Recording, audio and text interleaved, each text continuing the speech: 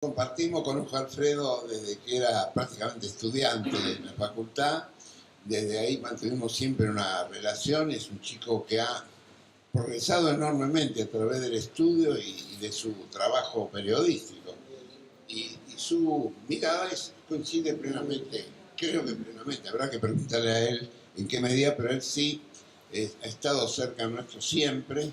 Y en realidad es nuestro interlocutor en página 12 cuando tenemos que publicar algo.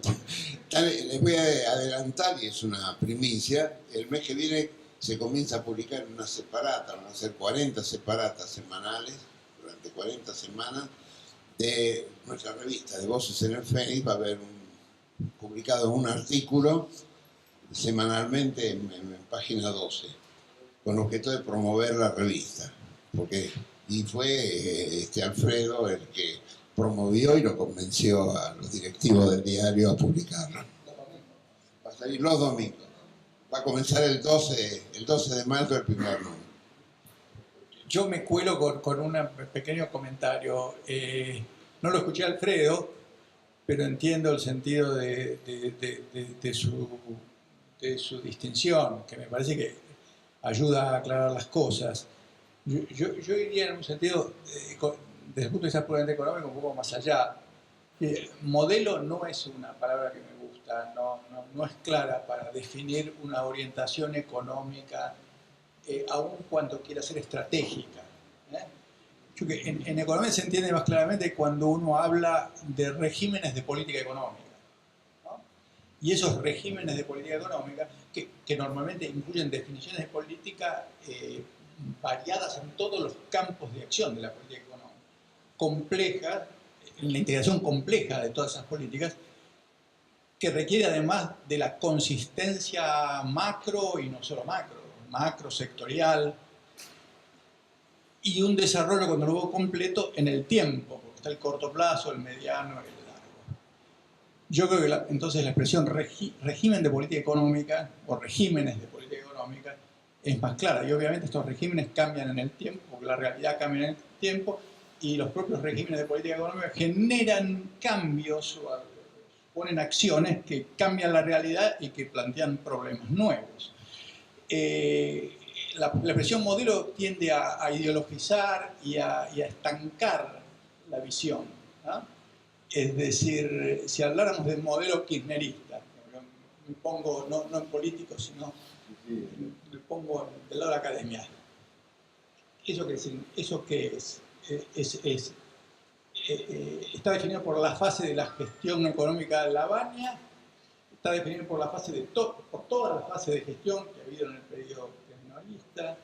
Es lo mismo la gestión hasta el 2007 que la gestión del 2007 hasta acá.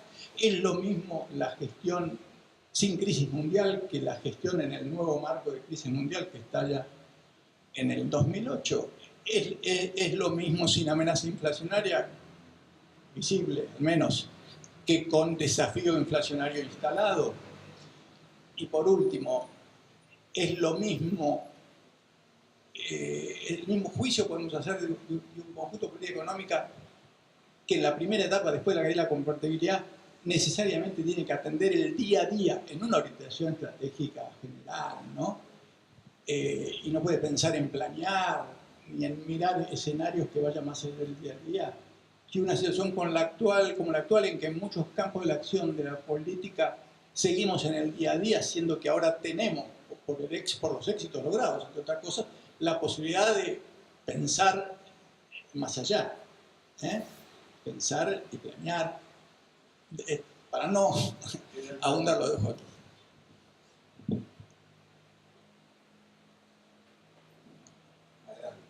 Ya que se tocó la cuestión fiscal y la inflación en el dato de manera muy importante, me gustaría saber qué sostenibilidad le da el proyecto político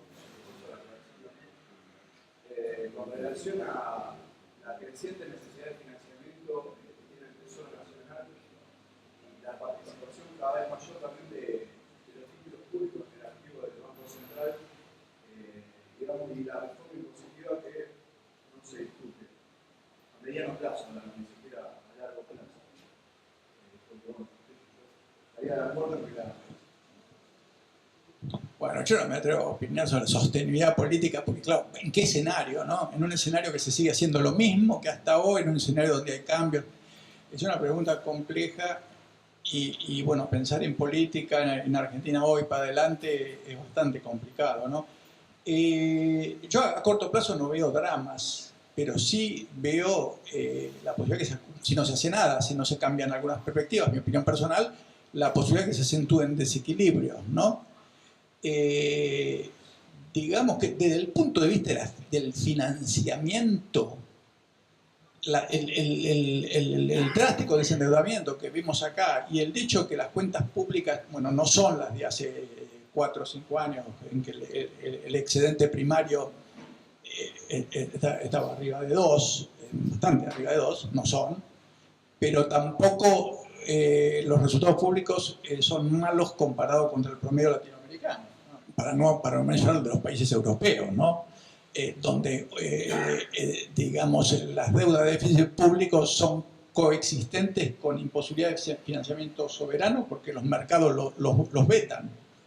Los vetan a Irlanda, a España, a Grecia. Entonces, en ese contexto y con esta comparación no veo un drama de sostenibilidad fiscal.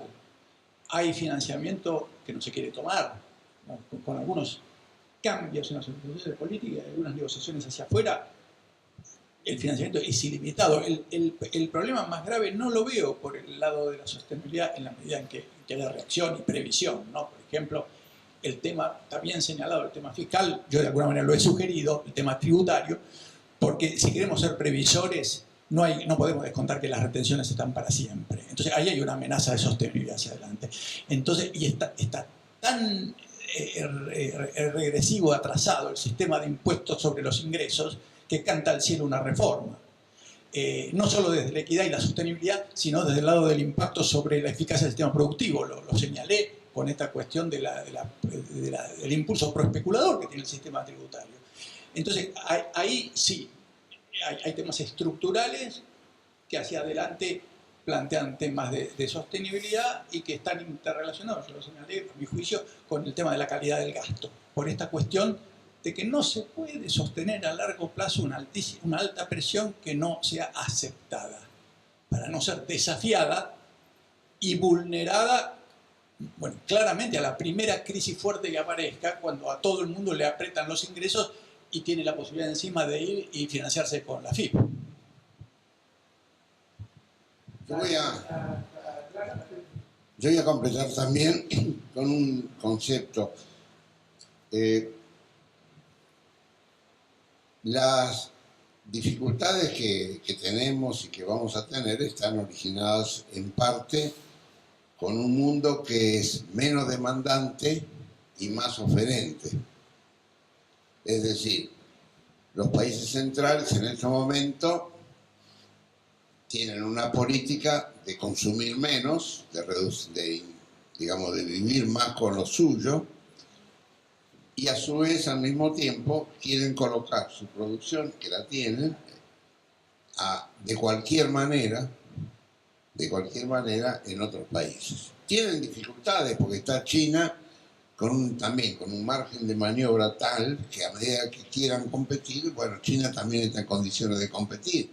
Pero a lo que a nosotros, a la América del Sur, le interesa, claramente tiene una presión que le va a ser muy difícil y tiene que elegir otros caminos. Hay que buscar otro camino. Nosotros no podemos pensar que vamos a competir manteniendo la proporción de salario que tienen esos países. Realmente tenemos que buscar otros mecanismos, otra búsqueda, otros nichos. Pero al mismo tiempo tenemos lo que vos señalabas muy bien, que es un proceso inflacionario que yo diría la memoria argentina constantemente nos golpea porque recibimos y vivimos condiciones muy diferentes. Creo que la mirada es de otra naturaleza, creo que la presión social es fuerte, pero sepamos, y yo lo escucho muy a menudo, porque lo primero que surge, y claro, dice, con lo que el gasto del Estado ha crecido terrible, y por lo tanto lo que hay que pensar es cambiar los subsidios. Reducir los subsidios como un mecanismo natural de mejorar digamos, la capacidad de gasto público de la Argentina. Y eso, muchachos, sabemos de qué se trata. Subimos el transporte, cambiamos los aportes de política social focalizados que tenemos, y claro, eso va a reducir, pero va a reducir las condiciones de vida de la gente. Entonces, tenemos que pensar en otros caminos,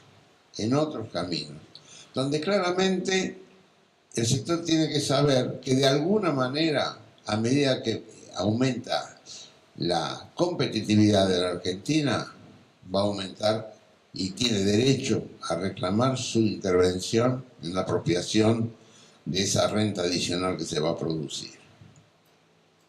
Yo creo que esos son los caminos y al mismo tiempo seguir tratando de resolver un problema heredado enorme, que es la concentración del poder económico, por un lado, en pocas manos, y su extranjerización.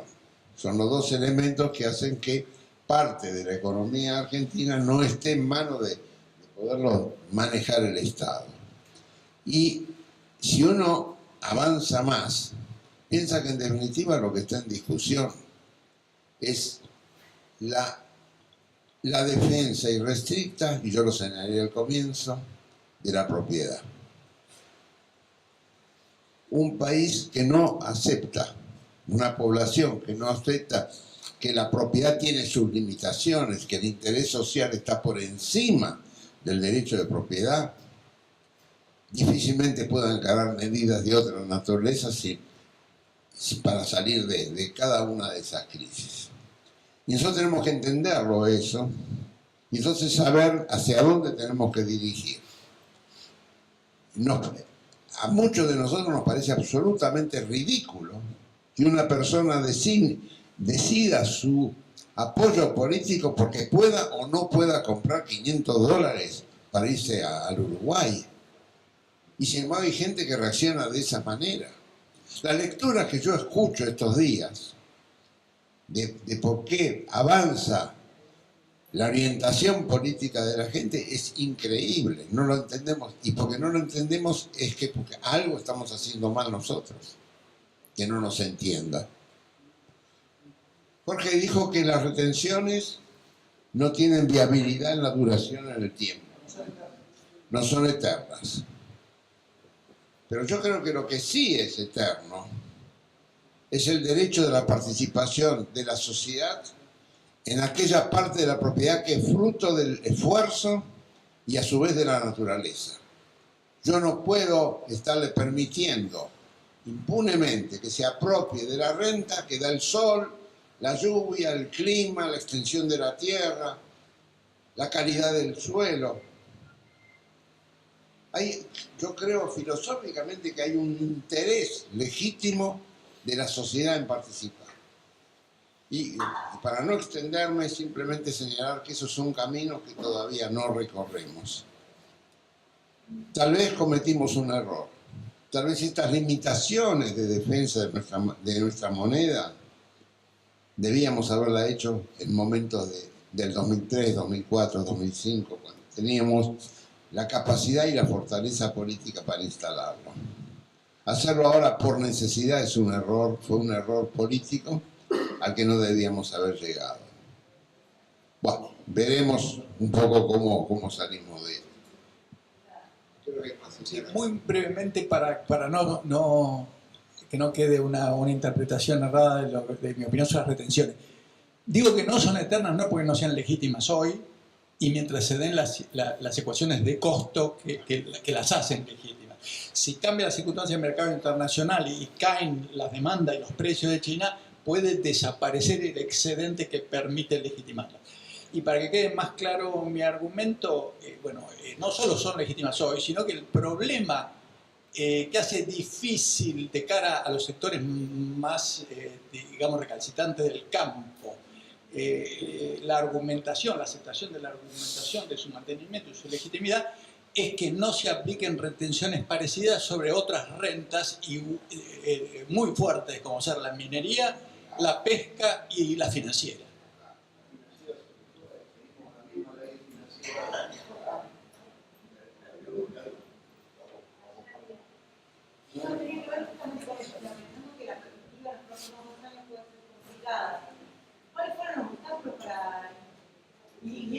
bastante inercia en la cuestión de la estructura tributaria. ¿Cuáles fueron los obstáculos entonces? ¿Saben cuáles son los obstáculos que ahora más para cambiar la estructura tributaria? Siendo que es un aspecto tan central de...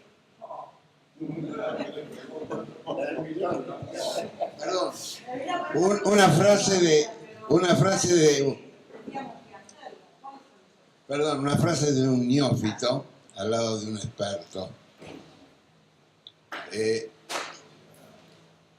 Realmente a mí me parece que las razones en el fondo es que las peleas hay que darlas una por vez, porque realmente, como muy bien una vez lo señaló y me quedó muy grabado por Jorge, nunca las reformas tributarias en serio fueron pacíficas y suponen un poder tal que hace necesario realmente mirarlo con cuidado, lo que no invalida que nosotros estamos pidiéndolo hace ya 10 años. Yo brevemente agregaría lo siguiente. Primero que hay una cosa a favor de la reforma teóricamente posible, es que gran parte del abanico de los que expertos en esto, los que piensan o los que en la política se interesan por esta gran parte, eliminando la extrema derecha y la extrema izquierda, están sustancialmente de acuerdo sobre las orientaciones de la reforma, sobre lo que tiene que corregir la reforma, con diferencias relativamente menores de cara al vacío de la reforma que hay, ¿no? ¿Y por qué no se realiza? Porque en terreno de las ideas hay bastante consenso, bastante consenso. ¿Y por qué no se realiza? Bueno, una cosa que pasa es que hay un problema del vacío de la política terrible, ¿no? O sea, no hay orgánicas partidarias. En el 2001 se cayó, lo más grave que se cayó fue el andamiaje de la política representativa, ¿no? Entonces los partidos no tienen gran vida interna, no hay posibilidad de que las ideas potentes transiten porque no hay asamblea, no hay colectivo, no hay discusión de ideas y todo cada vez más queda más concentrado en la cabeza que decide de modo, y en todos los partidos, de modo absoluto, arbitrario y sin rendir cuenta a nadie. Entonces, si no hay un cambio en la política, es difícil que haya una reforma tributaria. Y hay que recordar que el expresidente Kirchner prometió firme una reforma de la política y no se ha hecho, y yo creo que es una de las reformas estructurales pendientes más graves que existe. No la mencionamos, que afecta a todo, afecta a la reforma tributaria, a todo lo que se haga en los otros campos. Apenas hay una reforma de la ley electoral, y ni siquiera hay una clara institucionalidad de financiamiento de los partidos, ¿no? Y se descubren financiamiento, narcotráfico, cosas escandalosas y no hay un andamiaje estructural. Entonces, esto es muy serio. Por otra parte, los políticos, estos políticos que hay, poco contenidos por sus estructuras políticas, se sienten muy conformes en las coyunturas en que hay abundancia de recursos fiscales y no les interesa la estructura. Porque la caja, y digo esto no solo el kirchnerismo, mientras la caja tire, son menores cosas el impacto sobre la equidad de la estructura de ingresos, el impacto sobre la equidad que resulta de la estructura de ingresos, lo que es objetivamente cierto, ¿no? Lo que pasa es que no ven que la sostenibilidad de la estructura depende de la racionalidad de esa estructura. O sea, hay un déficit de ideas. Pocos entienden eso. Segundo, yo empiezo una reforma hoy, la reforma es plurianual, una reforma en el caso de Argentina tiene que ser como se hizo la chilena hace muchos años. ¿Ves? Un primer módulo de 2 quinquenios, 3 quinquenios, se revisa bianualmente.